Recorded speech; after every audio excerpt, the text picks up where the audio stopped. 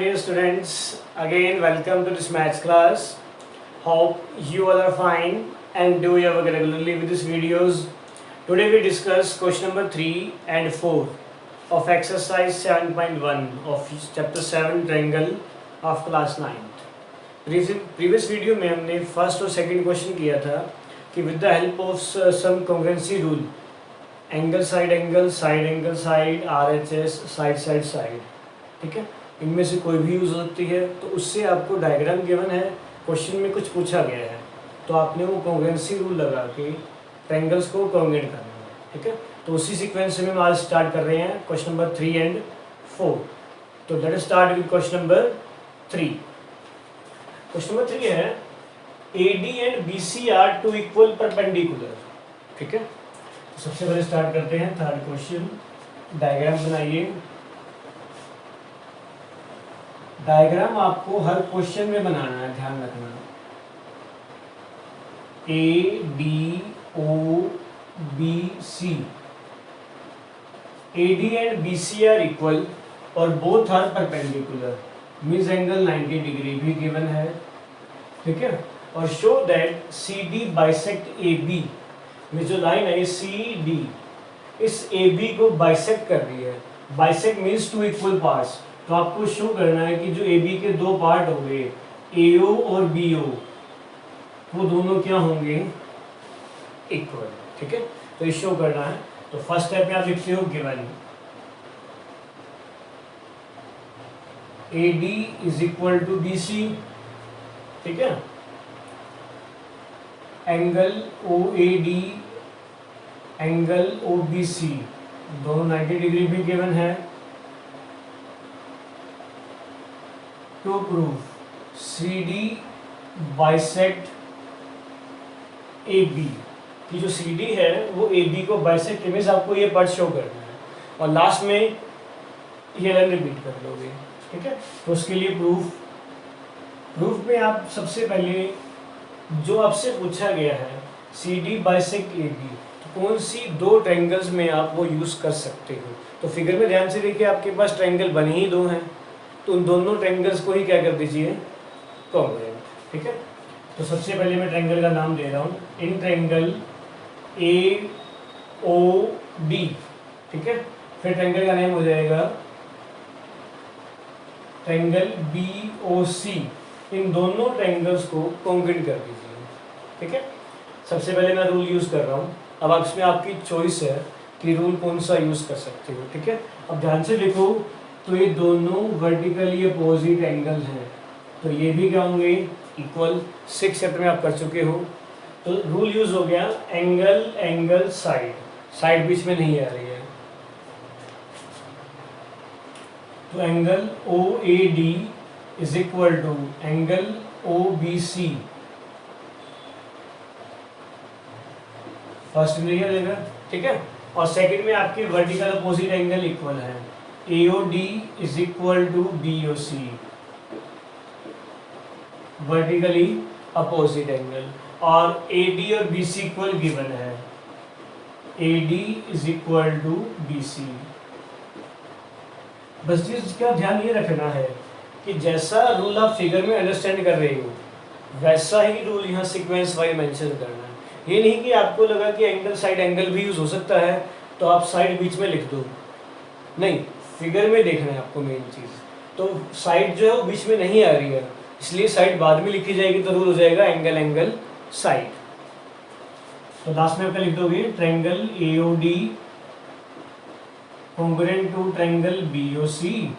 Rule use हो गया angle side rule, ठीक है।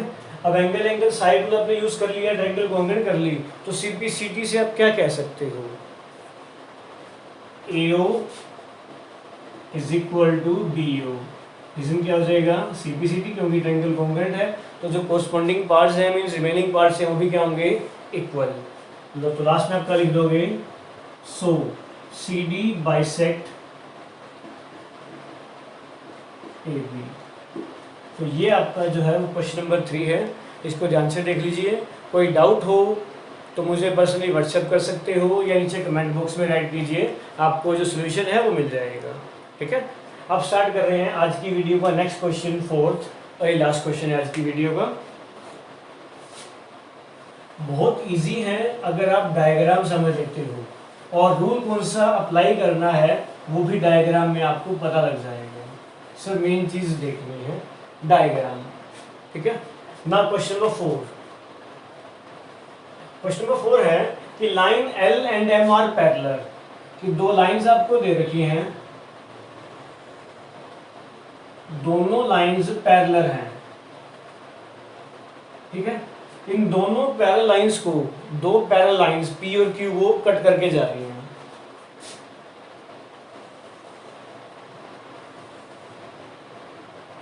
पी और क्यू नाम दे दिया, तो इनसे जो पार्ट्स बने ये ए बी सी डी, तो ये फिगर आपको गिवन है।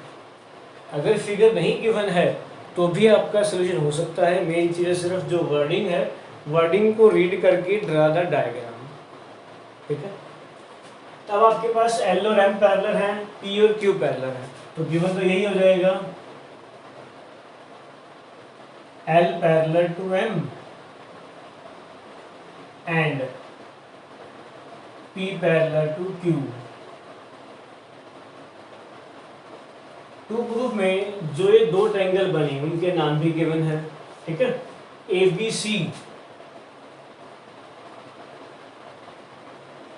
जो ट्रायंगल ए बी सी है वो किसके कॉन्ग्रुएंट है, सी डी ए।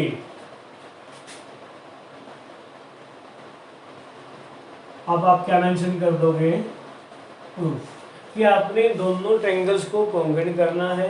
तो सबसे पहले इन्हीं दोनों ट्रायंगल्स का नेम लिखिए। In triangle A B C और ट्रायंगल सी डी ए।